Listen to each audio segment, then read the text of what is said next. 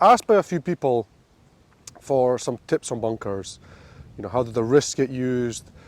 How much wrist hinge? How much rotation do we use? So I'm going to give you a bit of advice and a bit of feedback on that. So in a bunker, obviously it's slightly different from grass. We're trying to hit underneath this golf ball. So it's a completely different technique to grass. The best way for me to describe it is, imagine the golf ball has little legs. We're trying to cut the legs off the back of the golf ball. I know that sounds funny, but it's such a simple way to think about it. Had a lesson the other day and the guy really enjoyed that and it really improved his technique. So we're trying to slice the legs off the golf ball, really slice underneath it. So to do that, we need to use wrists. You can see that. We need to use wrists and slice underneath it. So we're going to work on that today. But one thing I find quite often is people get very straight armed like this, and then from there they struggle to reach the golf ball.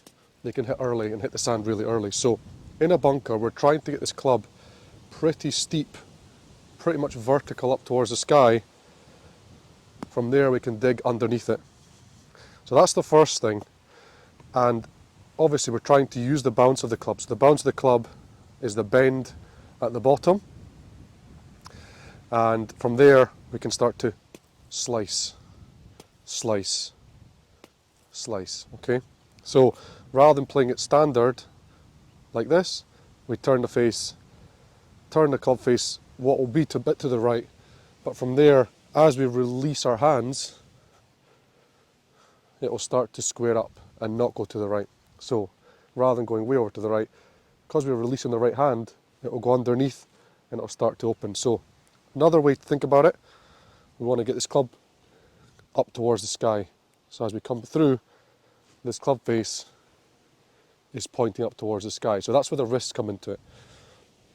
Now there is a degree obviously of rotation with the pitch, with the chest, like pitching.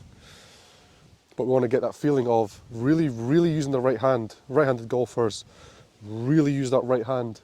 You could even practice just right-handed, like that. That's a great drill for bunkers.